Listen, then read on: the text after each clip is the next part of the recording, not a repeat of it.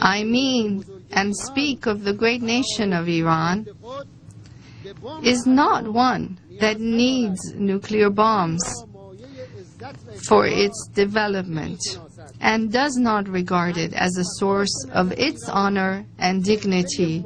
The logic and will of the Iranian nation is a reflection of the logic and will of all nations.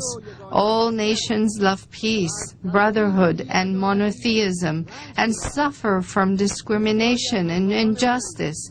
Many of my colleagues, the heads of states, and many of sympathetic and justice-seeking dignitaries and commentators in their talks with me have shared this view, that there is a dire need for global disarmament and the expansion of peaceful use of clean nuclear energy for all. By breaking the monopoly imposed in these fields, as was contained in the foregoing proposals. This is the heartfelt demand of all independent nations and states that nuclear energy for everyone, nuclear weapon for no one. Accordingly, my presence and the essence of my statement here in this conference is only a representation of their presence and demands.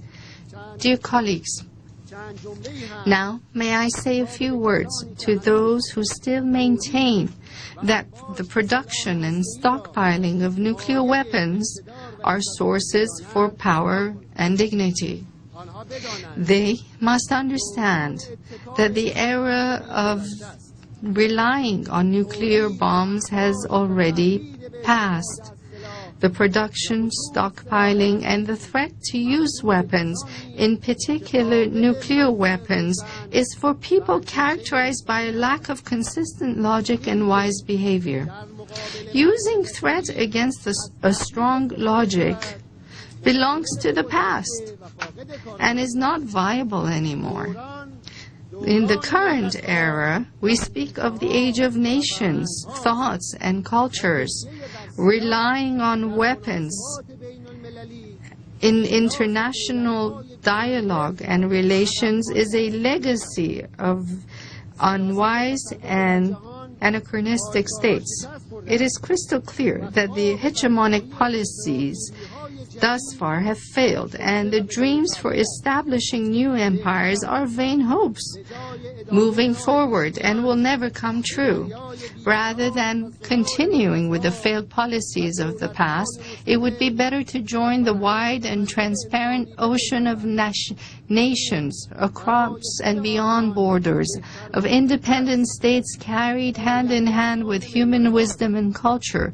This would be in everyone's best interest. The future belongs to nations. Security, peace, and justice would be established by righteous people and perfect men throughout the world. The power of logic could prevail over the logic of power.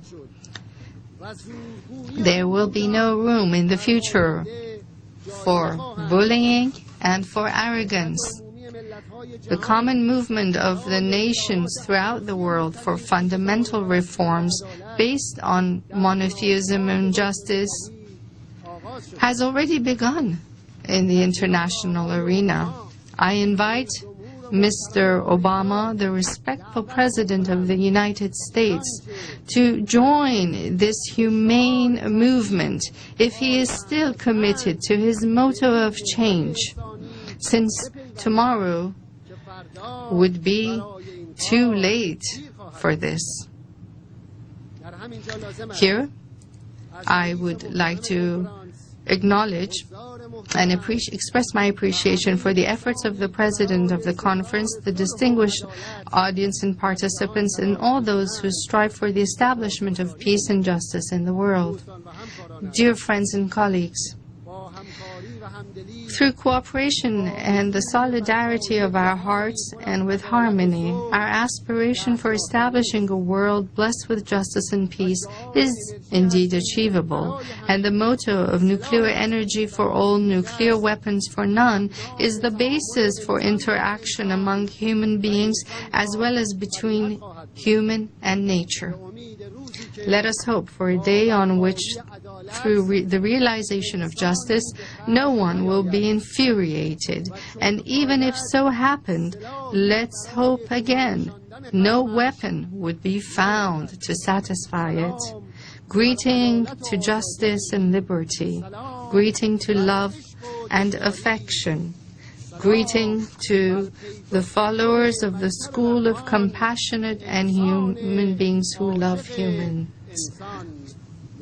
I wish you all every success and prosperity.